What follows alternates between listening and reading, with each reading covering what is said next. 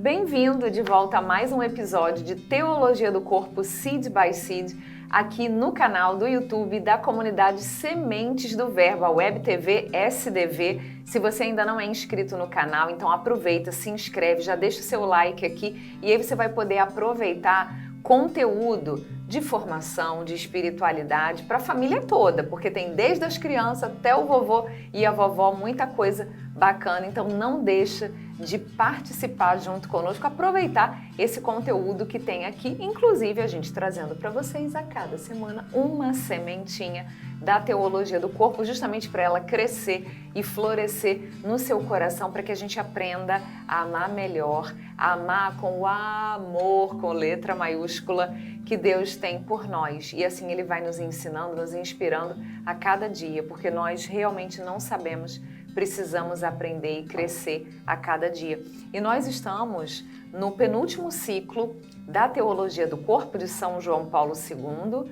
É o quinto ciclo, o ciclo que fala sobre o matrimônio. E aí eu queria que você lembrasse de uma celebração de sacramento do matrimônio. Se você já é casado, você pode lembrar da sua, vai lembrando aí como foi. Ou então, se você não é casado, mas se você já viu, já participou de uma cerimônia, de uma celebração do sacramento do matrimônio, eu quero que você lembre como é. O momento decisivo, o momento que é o chamado momento do consentimento, é quando um vira para o outro e diz: Eu, Adriane, te recebo, Rony, por meu esposo, e te prometo ser fiel, amar-te e respeitar-te, na alegria e na tristeza, na saúde e na doença, todos os dias da nossa vida. Lembra desse momento em particular, da sua celebração de matrimônio, se você é casado, ou de alguma celebração que você já viu. Nesse momento, é o momento em que verdadeiramente o casal contrai o sacramento do matrimônio. E aí eu queria trazer para você, nesse início do nosso programa, o que significa o verbo contrair. Talvez você já tenha ouvido em vários contextos e de fato, ele pode ser empregado em vários casos. Talvez até essa expressão contrair o matrimônio, talvez você já tenha ouvido. Você pode pensar em, sei lá, contrair uma doença, contrair um músculo, enfim. Eu pesquisei e a palavra contrair, o verbo, ele é de origem do latim contrahere, que significa reunir, encurtar, juntar. E no dicionário de língua portuguesa, esse verbo tem realmente vários usos, como eu falei. Mas a gente pode pensar nesse contrair, na raiz, na etimologia da palavra reunir, juntar, encurtar a distância, encurtar o tamanho, justamente comprimir. E a gente pode pensar nisso para o sacramento do matrimônio. Existe o contrair de você adquirir, de tomar algo como seu. Como, por exemplo, quando você contrai uma doença, aquela doença, sei lá, que os vírus estavam pairando pelo ar, eles entram em você e eles passam a fazer parte da sua realidade, da sua vida. Pegar algo para ser seu, trazer algo para dentro de você e fazer parte da sua vida. Ou então, na linguística, no campo da linguagem. Por exemplo, eu sou professora de inglês e a gente ensina, muitas vezes para os nossos alunos, o que em inglês se chama de contracted form. Por exemplo, is not vira isn't. Então você pega duas palavras e junta para elas se formarem uma só. É a forma contracta que a gente chama, ou seja, você contrai aquelas duas palavras para que elas virem uma só. Vamos ver então hoje o sacramento do matrimônio. Como é que ele é verdadeiramente contraído, no sentido de encurtar a distância entre os dois, entre aquele homem e aquela mulher, e eles se juntarem e se fundirem para serem um só, um pertencente ao outro. Essa realidade mística que vai se revelando na nossa vivência no dia a dia conjugal. Para pensar no sacramento do matrimônio, a primeira palavra que vem à nossa mente é o dom e o dom da liberdade, como a gente viu em encontros anteriores, porque tudo isso, todas essas palavras precisam ser ditas na total liberdade do homem e da mulher. Esse é o ponto de partida. Não pode haver coação, não pode haver alguém ser forçado a se casar, porque de plano esse matrimônio seria considerado nulo, ele não existiria. Ditas essas palavras e ditas dentro de uma realidade, porque se trata de um sacramento, os noivos, que até então eram noivos, contraem o sacramento do matrimônio perante a igreja, e a igreja confirma essa realidade do sacramento do matrimônio contraído. E para que esse sacramento seja válido, essas palavras precisam ser ditas, porque são um elemento fundamental do sacramento do matrimônio. Aqui a gente poderia fazer um pequeno parênteses para entender a estrutura dos sacramentos. Todos os sacramentos, todos os 7 sacramentos, precisam de 3 elementos básicos, que são os ministros, que são aqueles que celebram, né, que conduzem o sacramento do matrimônio. A forma, como aquilo é feito, e a matéria. Quando a gente pensa, por exemplo, para fazer uma comparação no sacramento do batismo, quem é o ministro do sacramento do batismo? Quem celebra o sacramento do batismo? É o diácono, é o sacerdote. É ele quem conduz o batizado de uma pessoa, de uma criança, de um jovem, de um adolescente, de um adulto, né? Que forma isso acontece? Essa forma acontece com as palavras que esse celebrante vai dizer. Eu te batizo em nome do Pai, do Filho e do Espírito Santo. Então, o ministro é o sacerdote. A forma são as palavras que ele pronuncia. E a matéria, qual é a matéria caracteristicamente do batismo? É a água. O sacerdote, o diácono, joga a água enquanto diz as palavras da forma. Então, assim, a gente precisa de toda essa realidade para que aquele sacramento aconteça.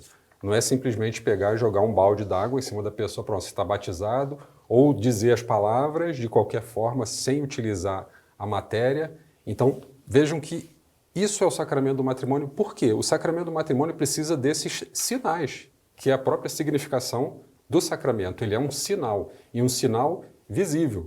Como eu vou batizar alguém só falando, sem ter a matéria para mostrar que ele está sendo lavado do pecado original e renascendo uma nova criatura. Tanto que no próprio sacramento do batismo, todos os pecados são perdoados. Então vejam, todo um contexto bonito do sacramento do batismo. O sacramento do matrimônio não é diferente. Só muda um pouco porque às vezes a gente acha que o celebrante do sacramento do matrimônio é o padre ou é o diácono, quando, na verdade, os celebrantes do sacramento do matrimônio são os próprios noivos. Então, é o noivo e a noiva que se tornam os celebrantes. O sacerdote, o bispo, o padre, o diácono, eles só estão ali para assistir. Eles são a representação da igreja perante a qual os noivos vão lá professar a sua vontade de livremente receberem um ao outro como matrimônio. Qual é, então, a forma que isso é feito? A forma são exatamente essas palavras. Eu te recebo por minha esposa, eu te recebo por meu esposo. E a matéria é o consentimento, ainda na realidade da palavra. Então vejam, o objetivo dessas palavras, dizer que um recebe o outro, é exatamente esse consentimento. É aquilo que vai fazer, olha, a partir de agora, nós nos entregamos um ao outro e somos casados, nos tornamos marido e mulher. E sem esse consentimento, o matrimônio não acontece. E esse consentimento, essas palavras, são verdadeiramente um sinal sacramental. Porque a gente vai ver como a gente trata nesse nosso encontro o matrimônio como tendo uma linguagem participativa do corpo e um profetismo do corpo. A gente vai entender que o corpo vai também falar. O corpo do noivo e da noiva, agora esposo e esposa, também vão falar. E é bonito a gente perceber que ali eles estão falando. Eu te recebo. Mas até então aquelas palavras, apesar de já terem uma atuação na contextualização daquele matrimônio, aquelas palavras já atuam. Quando eles dizem, livremente e dizem o consentimento, eu te recebo e eu te recebo, os dois estão ali já tendo a atuação daquele sacramento. Só que não basta a atuação simplesmente. É necessário que o sacramento do matrimônio tenha a sua consumação, que é aí que vai entrar exatamente o corpo falando. Exatamente, é a linguagem do corpo. É aquilo que eles disseram na cerimônia, na celebração do sacramento do matrimônio, com a testemunha qualificada da igreja, que é o sacerdote ou o diácono. Aquilo que eles falaram, depois no leito conjugal, o casal vai fazer, vai mostrar com o seu corpo que de fato um recebe verdadeiramente o outro, recebe por inteiro, na completude. É a consumação. O matrimônio, ele acontece, ele começa a acontecer lá na celebração, na igreja, mas ele só é consumado, ou seja, ele chega nos seus 100% no leito conjugal. Quando um se dá ao outro, quando um verdadeiramente recebe o outro. E vejam só, uma vez o Ronaldo até falou, a gente não diz eu me dou para você, eu me dou, não. A gente diz eu te recebo.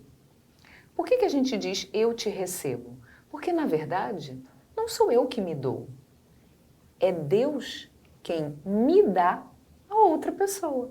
É um presente de Deus para minha salvação. Por isso é que a gente diz, eu te recebo. Não sou eu que me entrego, é Deus que me confia a alguém. E cabe a mim acolher verdadeiramente aquela pessoa, porque a salvação daquela pessoa agora depende de mim. É um dom, mas ao mesmo tempo uma missão que Deus dá. Não é só uma bênção, vamos lá para a gente receber uma bênção do nosso amor. Não, é muito mais do que isso. Deus me dá uma pessoa para eu cuidar e para fazer aquela pessoa florescer, crescer e alcançar um dia, nós juntos, a vida eterna. E no dia do sacramento do matrimônio, eu confirmo, eu digo, ok, Senhor, ok, o Senhor me deu, e eu aceito, eu recebo, eu acolho esse dom. E lá, no leito conjugal, depois de proferir aquelas palavras, eu te recebo, nós vamos performar, a gente vai mostrar com a nossa carne que a gente recebe esse dom que Deus dá. Recebe por inteiro. Por isso que o amor é conjugal. Porque é igual um conjugado, onde não tem parede, não tem... É tudo junto, todos os ambientes juntos. Então, o amor conjugal é isso, é a gente receber a pessoa por inteiro, de corpo e alma. Ter essa visão de que um recebe o outro por inteiro, talvez já seria o suficiente para que muitos matrimônios não passassem por tantas dificuldades, por tantos desentendimentos assim. Por quê? Porque existe alguém na face da terra que seja perfeito, que não tenha pecado, que não cometa erro nenhum, que seja uma pessoa assim 100% vivendo na caridade, na bondade, no amor, na compreensão? Provavelmente não. E eu digo provavelmente com a certeza de que não há, né? A não ser que Jesus já tivesse voltado ou que Nossa Senhora estivesse caminhando pelas ruas do nosso planeta. Se não há essa pessoa perfeita, cada um de nós, e nós mesmos que recebemos a nossa esposa, o nosso esposo, temos também defeitos, temos também as nossas limitações. Quando eu digo eu te recebo por completo. Te recebo com toda a tua capacidade de amar, com todo o teu desejo, com toda a tua determinação, mas também com os seus erros, com as suas fraquezas, com as suas limitações, com as suas podridões que cada um de nós tem, né, que a gente precisa tanto a cada dia trabalhar para poder melhorar. O sacramento do matrimônio, ele permite que duas pessoas muito diferentes, né, e apesar dessas diferenças, elas não deixam de participar desse convite que Deus faz. O mais bonito da realização do sacramento do matrimônio é que não é a união de dois perfeitos, mas são dois imperfeitos que fazem uma comunhão perfeita depois de unidos. Mas eles não fazem essa comunhão perfeita depois de unidos por vontade própria. Porque é Deus, que é o dono de cada um de nós, que entrega um para o outro. Como ele entrega dois imperfeitos um ao outro, ele é capaz de fazer aquela união perfeita, aquela união única. Ele cuida de nós e cuida mesmo. O matrimônio tem uma graça especial que faz toda a diferença. Quando a gente diz eu te recebo, lembrem que a gente fala o nome daquela pessoa. Eu te recebo, Ronaldo. Eu te recebo, Tatiana. Porque é aquela pessoa que você recebe é muito pobre, é muito superficial. Eu dizer, eu amo o Ronaldo porque ele é paciente, porque ele é trabalhador, porque ele é honesto, porque ele é inteligente, porque ele é educado. Sabe por quê? Sempre vai existir alguém mais paciente do que o Ronaldo, sempre vai existir alguém mais educado do que ele, alguém mais inteligente, mais bem-humorado, sempre vai existir. Quando você ama as características, aqueles sinais periféricos de uma pessoa, sempre vai te dar margem a procurar alguém melhor. Eu não amo as características do Ronaldo, eu amo o Ronaldo. Eu recebi, há mais de 20 anos atrás, uma pessoa. Eu amo essa pessoa.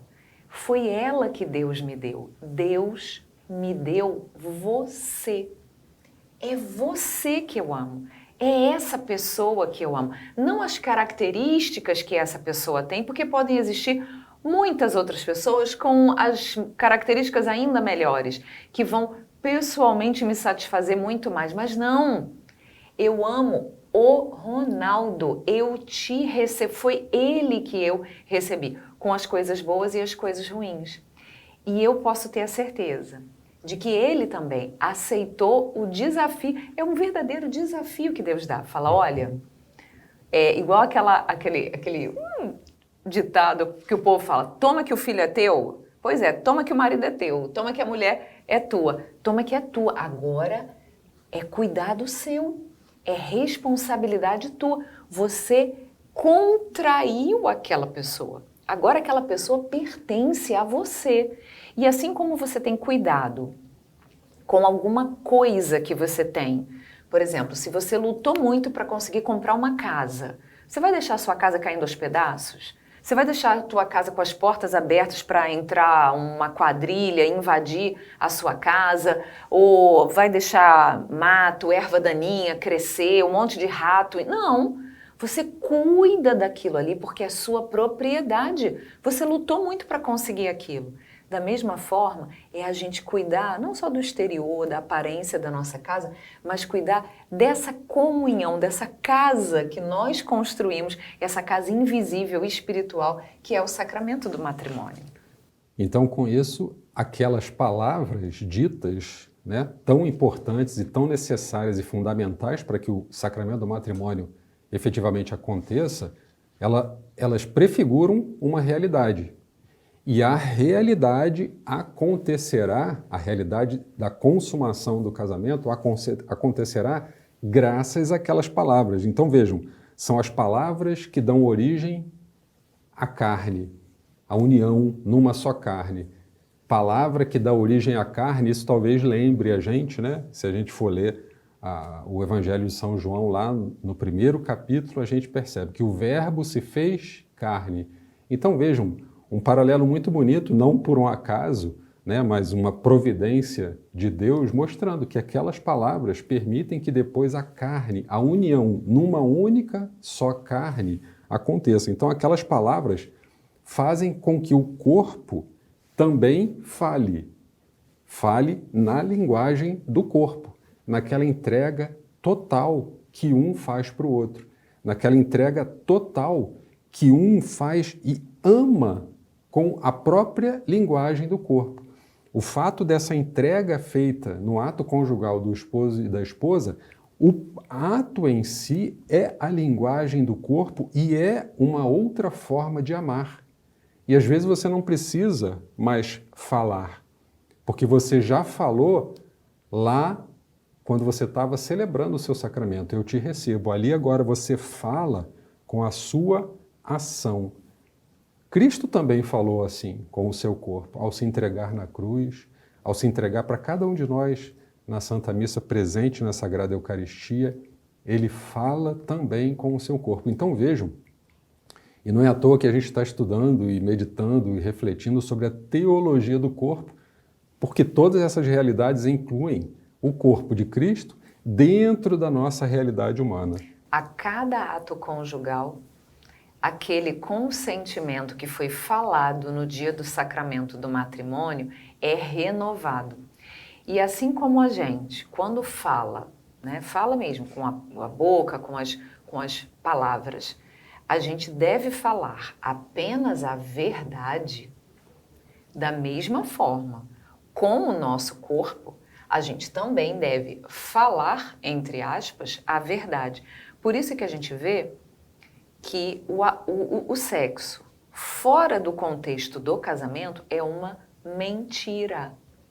Porque com o seu corpo você está dizendo, eu sou todo teu, eu te recebo.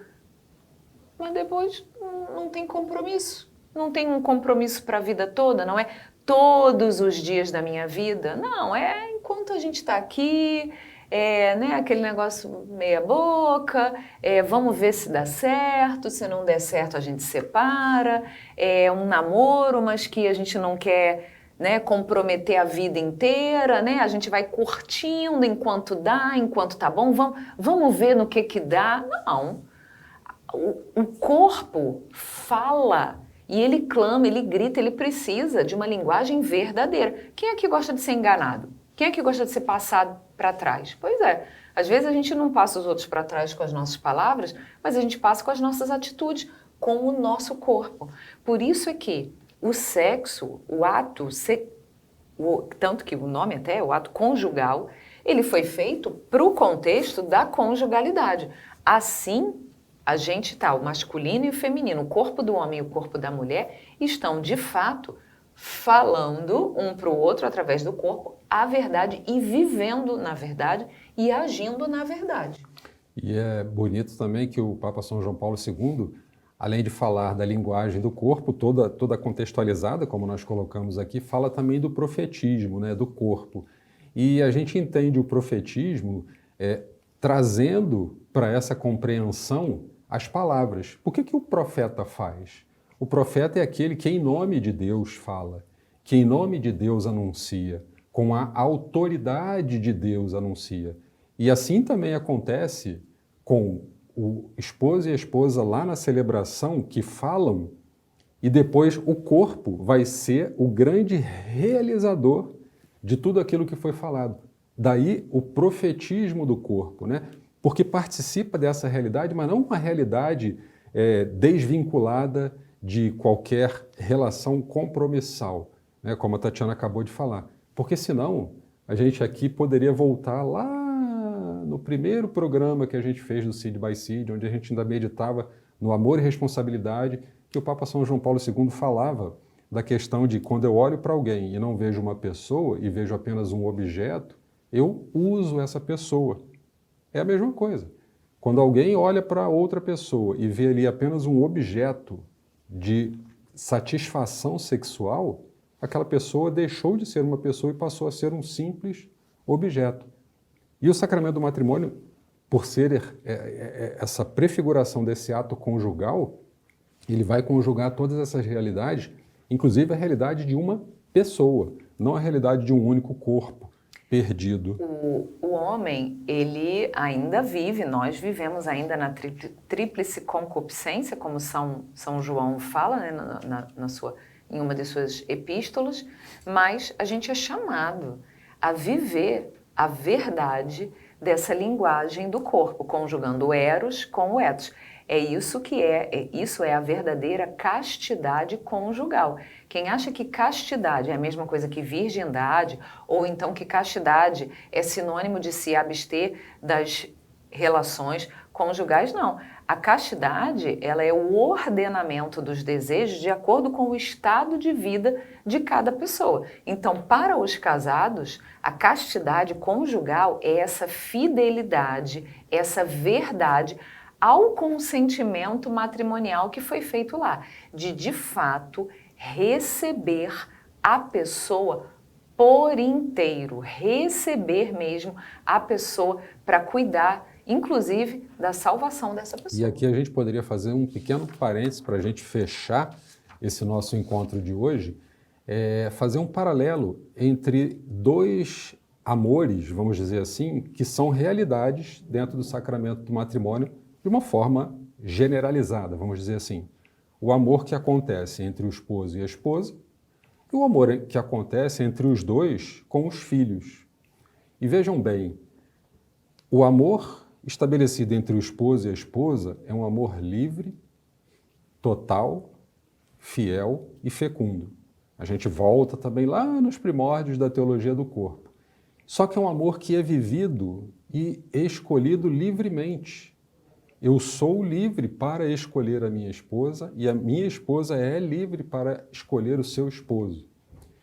E na liberdade dos filhos de Deus, né, se a gente vai lá na Epístola de São Paulo aos Romanos, nessa liberdade a gente, por diversas razões, desiste muito facilmente desse amor. E vejam bem, onde eu quero chegar é um amor que eu escolho viver. E o amor que é estabelecido entre os pais e os filhos? Nós, dificilmente, há exceções, sem dúvida nenhuma, mas é um amor que a gente costuma lutar muito mais, que é o amor do filho. Quando um filho se desvia por um determinado caminho, se envolve com drogas, com bebidas ou com qualquer outra coisa que o tire do caminho da verdade, que o tire do caminho da retidão, é comum a gente ver as mães e os pais lutando, por mais que os filhos às vezes sejam agressivos, não retribuam aquele amor que os pais dão, mesmo assim é comum os pais não desistirem. E infelizmente a gente vê que entre os casais esse impulso de lutar pelo seu amor, às vezes ele é mais relaxado e deixado de lado e se desiste de uma maneira geral, de forma mais fácil. Sendo que esse foi um amor que eu escolhi. Porque um amor que é imposto a mim, porque quando um filho nasce, eu não escolhi a cor do seu cabelo, eu não escolhi a sua forma de pensar, eu não escolhi o seu temperamento, eu não escolhi nada disso. Eu recebo esse filho da forma que ele me foi dado por Deus e amo profundamente. E um esposo, uma esposa que eu resolvi livremente escolher para amar, eu desisto mais facilmente. Esse talvez devesse ser, não que o amor de um pai para um filho seja menos importante, mas esse talvez seja o amor que eu mais deveria lutar, porque foi o que eu tive a liberdade. Eu poderia simplesmente abrir mão de qualquer amor de uma esposa, de uma mulher, para viver o sacramento do matrimônio, mas eu fui lá e escolhi. Por que eu não luto por esse amor? Da mesma forma que eu tenho que lutar e devo lutar também por um amor de um filho, né? É só uma pequena reflexão para a gente fechar, para mostrar como muitas vezes a gente dá menos importância a um amor que é primordial e preferencial. Aproveita para se aprofundar mais um pouquinho também sobre o sacramento do matrimônio, conhecer um pouquinho mais, pesquisando no Catecismo da Igreja Católica e até no Código de Direito Canônico, para que a gente possa se formar mais e isso possa fortalecer a gente. Não é só conhecimento que vem para cá, não. É conhecimento que vem para o coração, para fortalecer a gente na nossa vivência de fé. A gente quer agradecer a sua presença, te pedir para compartilhar esse vídeo com outras pessoas, por quem está passando por algum conflito no seu matrimônio, ou para alguém que está pensando em casar, um casal de namorados, de noivos, para justamente ficar com esse gostinho de quero mais, para aprofundar o verdadeiro sentido do sacramento do matrimônio. E a gente se vê no próximo episódio de Seed by Seed.